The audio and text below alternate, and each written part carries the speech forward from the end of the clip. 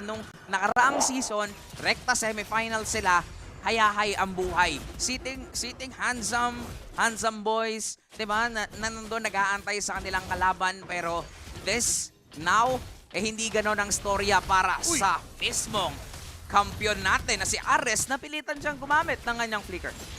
Sakto rin naman yung mga ikot at dalaw ng ni Kapitan at ni X-Nova. Muntik-muntik ka mapunish si Ares. Nawalan siya ng flicker, nawalan ng onting angas si Ares katapang.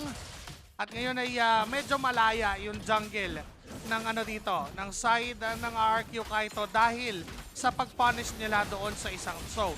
Pero naisip ko lang din pala, no? Ito din pala yung matchup. RRQ Kaito yung naglaglag sa Blacklist, pero hindi pa sila Blacklist bear noon. Noong Okay. Season 3. Ganun Saan? din yun eh. Sila din yung nanlaglag nun eh, nung semifinals.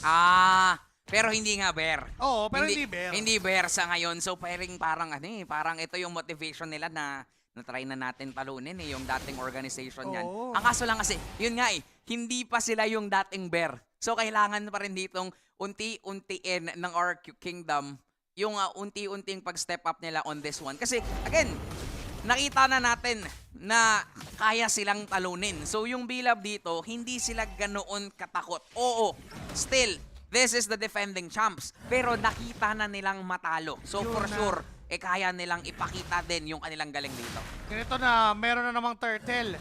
Nakahanda na rin naman ang kaharian. 4 na miyembro nakatutok. Pero si Soler ay medyo may kinopya Numinong Blast lang. Si Lanzo din doon sa gilid. Si Lanzo Pero doon sa gilid! Numinong Blast na may kasamang flicker. Sakto din naman na masaseta pa ng mga members dito ng RRQ Kaito. Lower HP si Kapitan. Pero may counter Numinong Blast. First blood, makakapatay din naman. 1-1, dalawang mid lane ang nakuha. Pero hindi pa tapos ang RRQ Kaito sa paghabol kay Lanzo. Yung turtle, pinagpamamaya na lang. Ngayon pa lang, pwedeng simula ng RRQ Kaito. Pero parang hindi. Sige, Little Wanderer na lang muna. Ang kaso lang, nandun na rin. At present ulit on this equation si Alfonso. So, wag na muna mag-turtle. Kuha muna ng objective. Pero doon lalamang si Kuya Alfonso. Kasi level 6 siya dito at may nasipa! May TikTok play. It's Kapitan Mingwin falling down once again. Kakabuhay lang niya. Nabigyan muli. Ferds! Kaso nandito si Ferds. Gumagawa ng play ang The Wild One. Mukhang yung turtle ay sisimulan na naman. Pang ilang simula na to na wala namang katapusan. Pero ngayon si Lanzo napasilip, napalayo. Tumama yung Spear of Destruction. Pupunta pa si Lothric. May penalty zone, di naman nabibitawan. X-Nova is low. Tapos Lycan bounce in! Retribution para kay Dangerous One. Tapos atras, hindi! Aabanting muli ang kaharian. Nag-aabang pa. Hinahantay si Alfonso na lumabas pero sinuko na rin naman RRQ Kaito with the crucial steal. Ganda ng mga pagpipigil ng dalawang kapan na to doon sa mga initiations na ginagawa ng bawat isa. Yung penalty zone para mapigilan yung Numinong Blast, yung final slash para hindi makapag-follow up naman ang Blacklist Bear. Pero mas naging maganda, of course, yung retribution ni Denjiro. 2-0 para sa isang Roger. At the same time, nasa kanya yung turtle buff. Meaning to say, kaya nilang pumalag dito na ngayon. Merong diversion. Kailangan maging maingat ang Blacklist Bear sa mga pagsilip sa bush. Yung ginawa ni Soler, I have to commend that one. Imbis na dumaan siya doon sa pagitan ng eye bush tsaka nung blue bush o nung purple bush, doon siya umiikot mismo sa likod eh. Kasi alam niya pwede siyang abutin. At kung maaaring may tao doon, paalam at hindi siya makakatakas. So, yung ingat ng Blacklist Bear nandyan, pero mukhang sa taas makikita na naman ang sakit ng dispersion rotation. Nung duality na passive ni Kapitan, nandyan si Denjiro. Tamang baril-baril lang naman, hindi pa nagtatransform. Masakit, na vacuum, tinalanan, pero hindi aabutan ng kalmot ni Dangerous One. Pero napaka-hapde nga dito ng wombo combo ng RRQ Kaito. Alfonso will try to defend with the Ugi Shadow Kill at magiging successful naman siya doon. Pero doon sa may bandang ibaba, si Sai ang gustong punteriyahin. Wow! 3v1! No problem! This is Alice on the gold. Kaya kahit ilang beses pa, tumamang Spear of Destruction doon, hindi naman yata pupunta. Pero what an action from RRQ Kaito. 3v1 yun. grabe talaga dito si Kuya CY. Nakikita natin na parang gigil na gigil eh. Gusto na namang sumibog ng siomay siguro nito to the point na gusto niyang mapataba agad yung kanyang sarili. This is an Alice still. Kailangan ng items, kailangan ng resources, and definitely for RQ Kaito, oo, dikit man kung usapang kills. But now, they're slowly and surely taking control. Unti-unti silang umaasenso dito sa laban. For Blacklist Bear on the other hand, kailangan nilang maging sureball sa mga initiations. Nagka-retrihan yata doon para sa Little Wanderer. Diversion? Pero may diversion play. Saan pupunta? Bottom lane! Si Lotric, Bonifacio ang gusto. Si CY kasi hindi na lang Siomay ang gusto. Pang ano na eh. Level up na eh. Shaolong Bao na yung gustong imukbang eh. Si Kuya Lotric din kasi nakikita dito. Si Kuya Lotric yung nanunusok-tusok, ayaw niya na lang basta tusok-tusok. Penalty zone din ay nagamit pero ano naman tatamaan. Courtesy of Lansu, but 4 members is still here grouping up from RRQ, Kaito, and Blacklist Bear. Umalis na rin naman si Ares. Nagbabago na ng plano. Pero mukhang ang RRQ, Kaito, diretso lang ang gusto. Torre at Tras, ganun lang kabilis. Ganda ng depensa na pinapakita dito ng RRQ Kaito. And now, again, meron silang diversion pero hindi nila itutuloy kasi ang daming brush area ang hinahawakan dito ng B-Lab. And even si Ares, nagiging nagiging maingat din siya. Wild One with the setup. Bigla na lang may flicker final slash. Ganun lang manggulat. Pero the zone, nakakonect sa dalawa. Makakatas naman, pero pinaghihigop sila. CY on the backlines. Hindi na talaga papauwiin pa. Lanzo is down as well on the process. 6-2 ang ating kill score. Grabe yung ginagawa dito ni Kuya Ferds. Ito yung rason kung bakit siya the Wild One. Kaya niyang manggulat, kaya niyang mag-set up. And this is something na, again, kailangan maging wary ang side ng Blacklist Bear. Kasi nauunahan na silang mag-set up. Gustuhin man ni Lanzo, may sipa, pero hindi enough. Na-stamina pop si Ares, napigilan yung kanyang combo.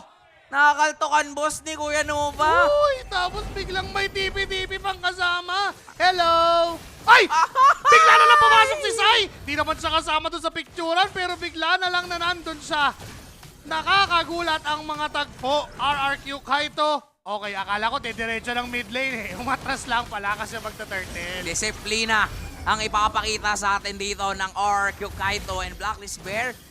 Is really having a hard time. Especially for Ares. Nahihirapan siyang mag-set up dito. Oo, nandyan yung mga sipa niya. Pero yun nga nandyan din kasi yung pwedeng pangpigil, dagigil dito ng RQ Kaito. At yun yung siguro rason kung bakit din pumili dito si Nova ng kanyang Lolita. Kasi di ba parang hindi naman ganoon ka-priority ang Lolita. And hindi naman, ayan yung mga nakasanayan natin kay Nova. Sanay tayo dun sa mga Cho, sa mga Johead. Pero parang iba yata yung timpla entering this week number 5 for RQ Kaito. Iba ang timpla nila. Diversion na naman. Saan na sila papunta? Doon lang sa may bandang gilid para kapag may sumilip, pwedeng mabigyan kanta ng check boost. Kaya ba? Huwag isa to kill. Gagamitin na pero since tatlo yung tinarget niya, wala siyang damage na na-inflict. Ex-Nova though. Nakita si Ares. Tuloy pa din naman, and first susubok, may final slash pero Testing lang. muntikan. Testing lang, boss. Kung gumagana, ayaw niya pang magwala. Purple buff, penalty zone! Sakto sa tatlo! May spirit distraction pa ngayon! Hinahatak-hatak sila pero iniisa-isa ng kaharian. Lanzo falling down. Ganun lang kabilis na burst down ng Teresla, and now RRQ Kaito, diretso sa middle lane. Look at Birds, naghahanap na naman ng kayang i-contain. Right now, after getting that... diversion saan to? Palayo lang pala't paalis para lang ihatid si Denjiro at Birds doon sa top lane. Disiplinado. Talagang matataas ang grade pagdating sa subject na DMRC. Good moral and right conduct ang pinapakita sa atin dito ng RQ Kaito. And for Blacklist Bear, hirap na hirap talaga sila. Nandyan yung setups, ang aso lang lagi silang naka-counterplayan lang ng RQ. And yung RQ, it's either they counter or they actually initiate. Sila na mismo yung nagsiset-up. Nakikita natin yung mga pag-attempt ni Kuya Ferds. Pero ito na naman yung attempt, may sipa. Sakto ron kay Ex-Nova, makakatas pa. Pero the zone, nandyan din naman. Masakit na rin naman yung mga sipat na magagaling dito kay Lotric. Spear Destruction, X-Nova down. Ngayon, TTP palikod. Susubukan niya si Denjiro, pero nakakalmot. And it's a 2K para kay Dangerous 1. Flicker Final Slash na wala naman tinamaan. Apat pa rin sa RRQ. Kaito ay tuloy. May diversion play pa para mapadali ng pag-ikot. Rekta na lang, Lord. Hindi sila mahabol ng Blacklist Bear kasi paulit-ulit nilang ginagawa yun. Now you see me, now you don't. Hindi mo talaga alam, hindi mo mabasa dito na parang libro. At ngayon si Ares, basang-basa siya ng mga miyembro ng RQ Kaito. And look at it again, nagwawala na naman. The Wild One si Kuya Ferds. Saktong pinuntahan. Etong si Alfonso para lang guluhin, pero hindi lang basta guluhin, kundi patayin. Ganon kainit si Kuya Ferds ngayon, even si Sai. Sabi niya, okay Denjiro, ikaw na dyan. Kami nang bahala mag-zone. Alam ko gold laner ako, pero parang kung nakakita ko doon ng siomay, pupuntaan ko. Basta may siomay, Kuya Sai is present. At ngayon, present din yung Lord. Blacklist Bear, ano yung gagawin nila dito? Kasi it feels like, oo, may setup, oo, nakakakuha ng kills. But definitely, kung usapang trades, ang laki kasi ng nakukuha ng RQ Kaito. Pwede silang mag-setup dito, pero isang mabilisan lang na depensa. This is still a Moskov coming and used by Lothric. At nakikita natin dito, inuunti-unti lang ng RQ Kaito. Saka hindi rin sila nag-aasya. May ginamit pa ilang slash doon. Pero yung zone as well. Kaso nga lang isa lang mahuhuli. Ito yung totoo. The original final slash. Tapos CY sa likod. Flowing blood paharap. Hindi na mapapatakasin pa. Ang sakit na rin ng damage. Double kill para kay CY. Pero may shutdown mula dito kay Alfonso. Hinahabol na ni CY. Pero naging 3-1 yung palitan. Doon sa may middle lane, sumusubok na yata ang RQ kahit na tapusin yung laban. Pero doon sa bottom lane, doon na lang ang uunahin. Sapagkat di nila kayang basagin kasi wala silang minions sa middle lane. Eto na yata yung call. Isa, dalawa, tatlo. Tore lang ang tingin. Di na kaya ni Alfonso, pero ginagalawan ng mga aninong paparating. Kaso nga lang may mga minions doon sa middle lane. Yung Tore sa top, hindi pa rin Buhay tapos. na. Si Ares nga napasipa lang palayo pero di na rin siya mabubuhay pa sa mga damage na binibigay ng RRQ. Kaito, Nominum Blast. Pasok na naman mula kay Birds, pero may counter. Nominum din na gagamitin. Soler would be down as well. Hindi natatapos yung clash. Nabubuhay, namamatay, pero babalik lang din naman. Kaso ang call ng RQ Kaito, sige mamaya na lang. Mamaya na nga ba talaga? Kasi parang nandito, nakatambay pa rin sila. May mga parating na minions at hindi yata nila tatantanan dito ang Blacklist Bear. Mukhang magpapatuloy lang. Ito na muli yung susunod na round kasi meron na silang minions available. Kaso nga lang may sipa na gagamit si Ares. Sakto din naman ang makukuha ba? Hindi pala dahil siya ang makukuha pabalik. Final slash muli kay Birds. Unti-unting nababawasan at mamamatay na naman muli ang Blacklist Bear. RRQ Kaito ay tuloy pa rin. Di na nga nagtore, talagang tumipi kasi gusto nilang kunin ang game number 1 kontra sa Blacklist Bear. The defending champs, pinapakita sa atin ang kanilang lakas para talaga patungo sa playoffs. Game 1 masesecure ng RQ Kaito at